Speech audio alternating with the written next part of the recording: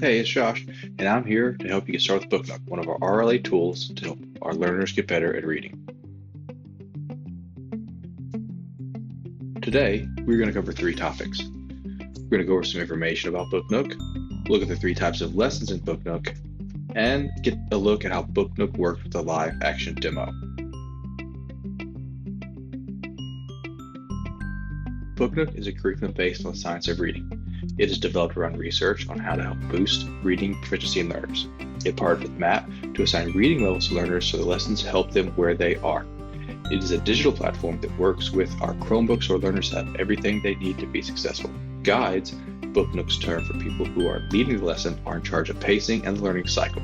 The platform is designed for anyone to be able to use it and has supports built in to help the guides.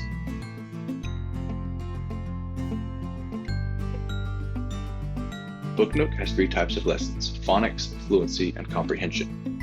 Each has a specific lesson plan cycle with games integrated to make learning fun. Phonics focuses on phonological and phonemic awareness and decoding. Fluency helps learners practice skills to help with oral fluency, and comprehension gives learners the opportunities to practice vocabulary and comprehension skills.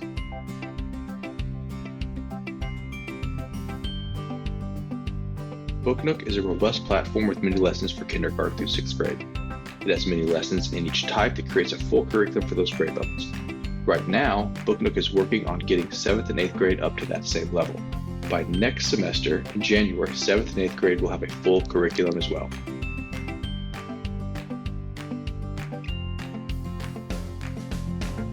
BookNook was used in TBP during the 21-22 school year. You can see on this chart that growth occurred with usage during that time. Jefferson had the most usage and the most growth. Students made almost an additional year of growth during their time in BookNook.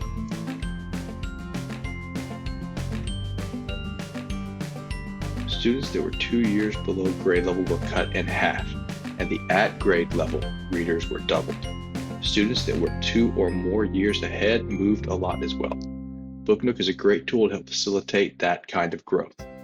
BookNook does suggest 3 lessons per week to be able to see that type of growth.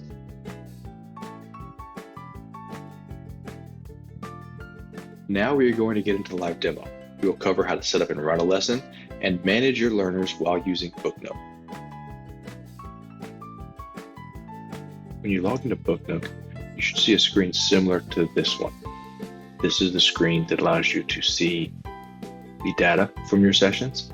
Right here you can see there's no sessions during this period for this particular school, so there's nothing here. But you can look up data by student and different state ranges with certain sessions.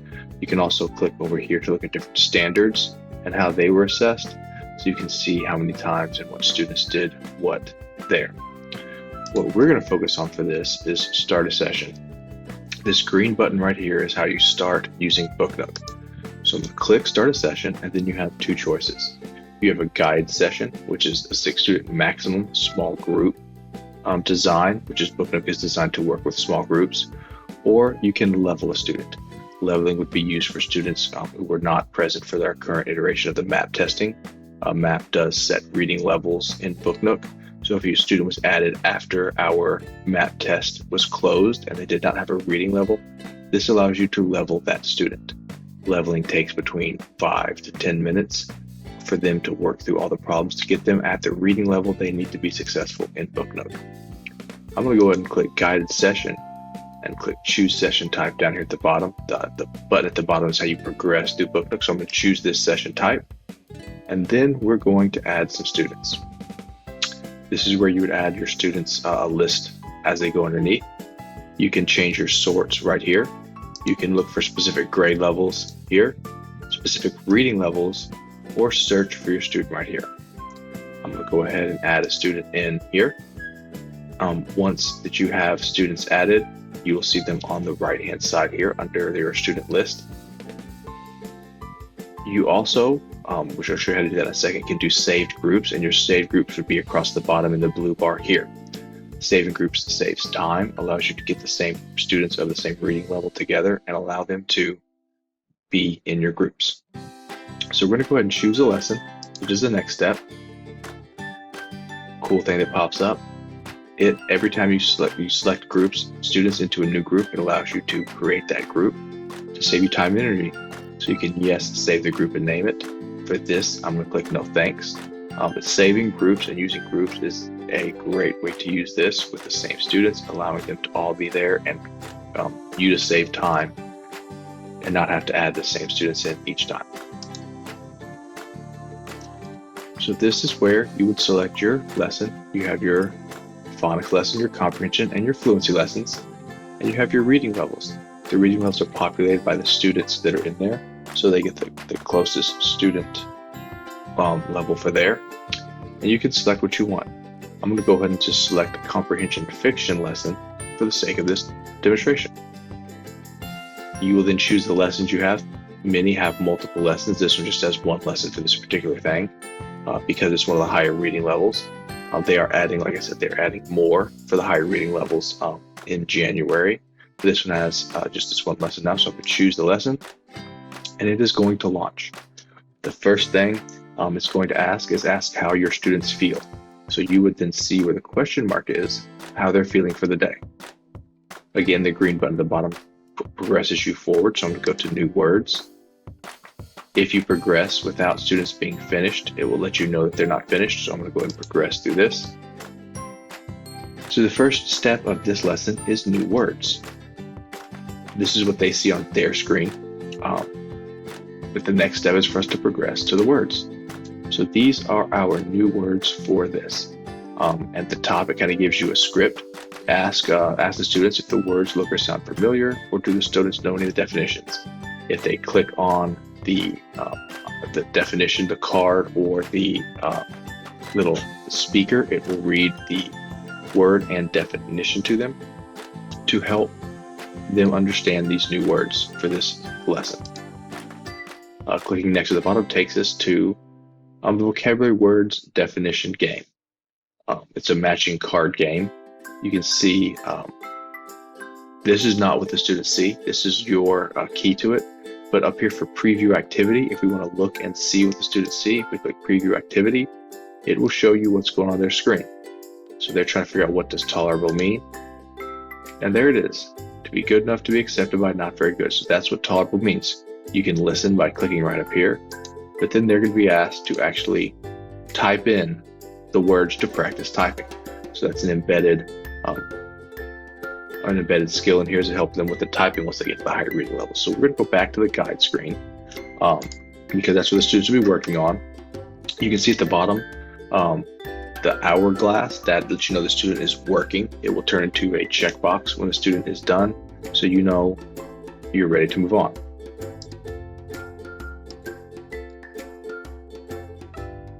Words and Birds is the game. BookNook is set up with games after learning to help them reinforce those learning tools.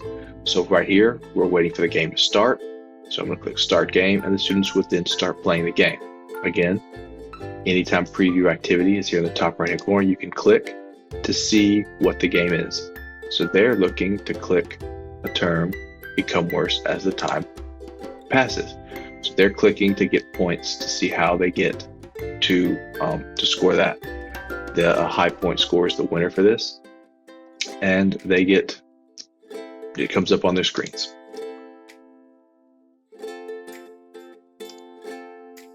Up at the top, who scored the most points for Words and Birds. So we're moving on to our next section, which is quiz time. This is where students work independently to try to show knowledge of the words they learned. This is independent work, so the students need to work on their own to get data.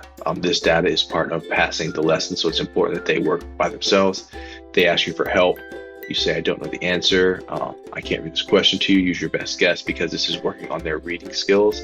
It's best to let them work through the stuff on their own. You can preview the activity by clicking right up over here to see what's going on in that as well. And once students are done, you will see their 4 circles at the bottom right here fill up, and you'll be ready to move on to the next part. Comprehension section, the actual learning has 3 parts: a book time, a feed the animals type activity game, and then an assessment. So we'll work through those 3 parts right here. There's our book, choosing lesson topic. There's inference. Anytime these orange little bubbles pop up. These are talking points to discuss while they're reading. You see them, the students see them. Sometimes they might be in the way they're reading, so a student can't read or you can't read. If you click the orange bubble, that pop-up goes away. So we're going to work our way through this book. I'm going to let you know how to go through it. I want you to read the first page out loud, then let the students take turns reading. It gives you the number of pages, so you can try to split the time evenly among students. This book has 28 pages, so you would try to split that amongst the students evenly. While you're in the program, your name and your student's name appear across the top.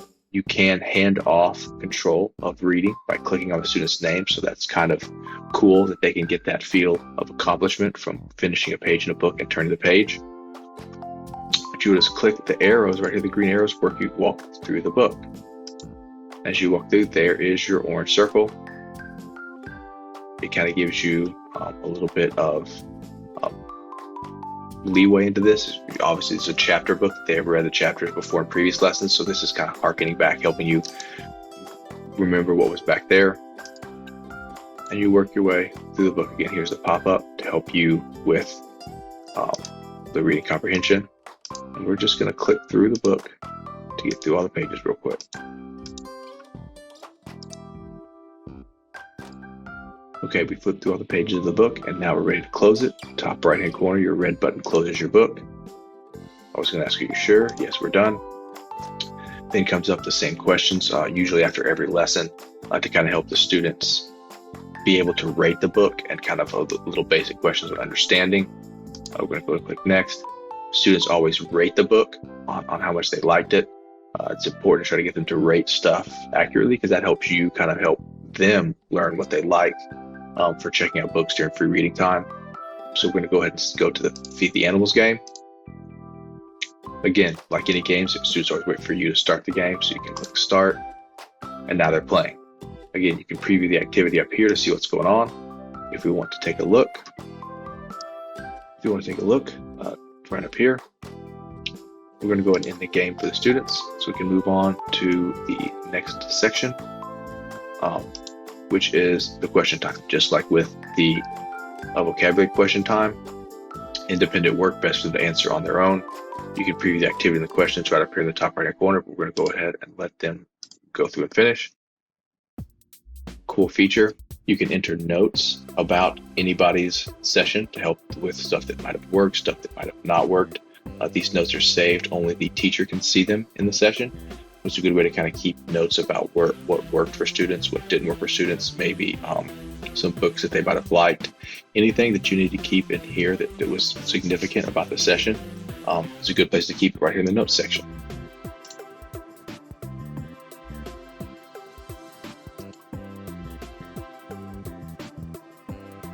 And that is how to use the BookNook platform in the live demo.